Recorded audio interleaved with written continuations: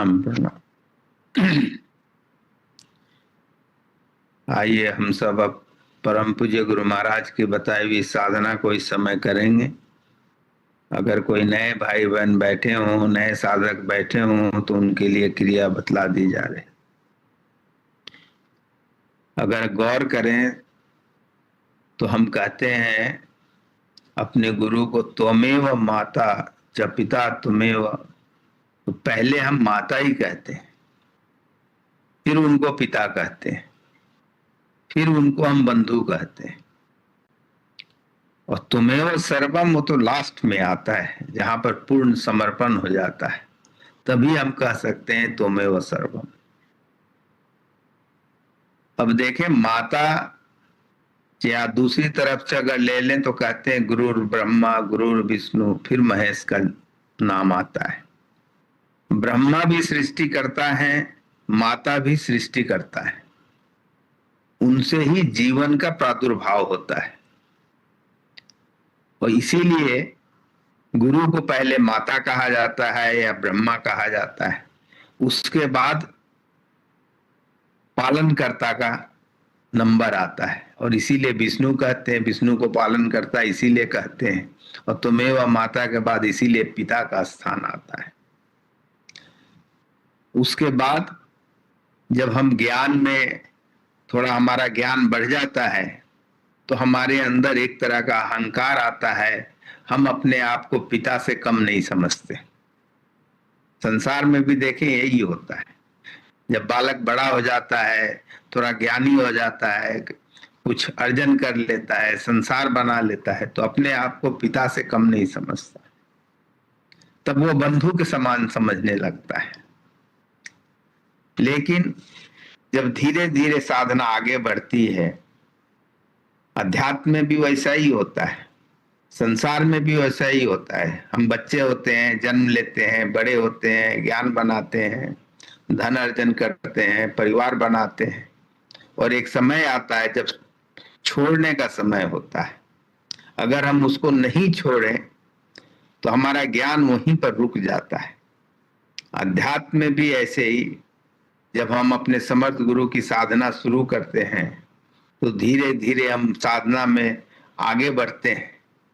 आगे बढ़ते हैं तो हमारे अंदर अहंकार आ जाता है कि हम इतनी दिन से साधना कर रहे हैं, हम ये कर रहे हैं, या हमारे अंदर ये शक्ति आ गई, या हमें लोग जानने लगे, पहचानने लगे। ये सारे अहंकार के गुण हैं। अब अगर समय रहते उनको छोड़ न दिया जाए तब क्या होता है, अंत में सब कुछ करने के बावजूद भी कुछ प्राप्त नहीं हो पाता है। और इसीलिए अगर हम अगले जन्म को माने या मुक्ति को माने या कुछ भी माने तो वो है।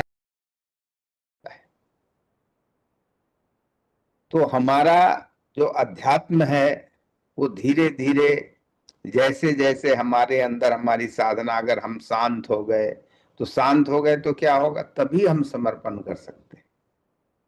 और वास्तव में अंतिम स्थिति तो वही है, पर कहते हैं समर्पण किया जा ही नहीं सकता, वो समर्थ गुरु ही करा सकते हैं। पर हम उसके लायक अगर नहीं बनेंगे तो समर्थ गुरु समर्पण कराएंगे ही नहीं। और इसीलिए धीरे धीरे हम अपने साधना से जब हम शक्ति प्राप्त करते हैं, आगे बढ़ते हैं, वह शक्ति और साधना को आगे बढ़ाती है अगर हम सही से रखें उसको संभाल के। तो एक समय ऐसा आता है जहां पर हमको समझ में आता है कि वास्तव में हम अपने शक्ति से कुछ भी प्राप्त नहीं कर सके, चाहे संसार हो या अध्यात्म। अगर माता पिता ज्ञान न देते, अगर माता पिता हमें उस लायक न बनाते, तो हम आज जो कुछ भी हैं वो हम हो ही नहीं सकते थे। अगर वो नहीं पढ़ाते, छोड़ देते हमें, तो हम जो क्या आज जो है सो हो सकते थे। उसी प्रकार अध्यात्म में भी समर्थ गुरु ही हमें आगे बढ़ाते हैं। जब तक यह समझ में नहीं आएगा कि वास्तव में हमने अपनी शक्ति से कुछ भी प्राप्त नहीं किया, जो कुछ भी हुआ उनकी कृपा है, उनकी मर्जी है, और तभी धीरे धीरे समर्पण के लिए हम तैयार होते हैं। जब हम वास्तव में जिस समय समझ जाते हैं जिस समय हमारे ज्ञान में आ जाता है कि वास्तव में परमात्मा के मर्जी के बगैर पत्ता भी नहीं हिलता। अभी तक तो हम समझते हैं हम ये कर सकते हैं, हम वो कर, जिस दिन ये समझ में आ जाए, यानी कि अंतर में उतर जाए, वाणी में नहीं, हमारे अंतर में यह ज्ञान जिस दिन उतर जाए, उसी दिन हमें समझ में आता है कि वास्तव में जो कुछ भी है हम उन्हीं की कृपा से हैं। और तभी वह अध्यात्म की अंतिम स्थिति जहां पर समर्पण है वो हमें प्राप्त होती है। पर उसके पहले हमें साधना तो करनी होगी, गुरु का आदेश भी मानना पड़ेगा, गुरु के गुणों को अपने अंदर उतारने की कोशिश भी करनी होगी, क्योंकि हमारी वो स्थिति है नहीं, उतना हमारा ज्ञान है नहीं कि हम समर्पण कर सके। और इसीलिए पहले कर्म का महत्व होता है। यह कर्म तो हमें करना ही पड़ेगा, उसके बगैर मुक्ति कह लें, भक्ति कह लें, कुछ भी प्राप्त हो ही नहीं सकता।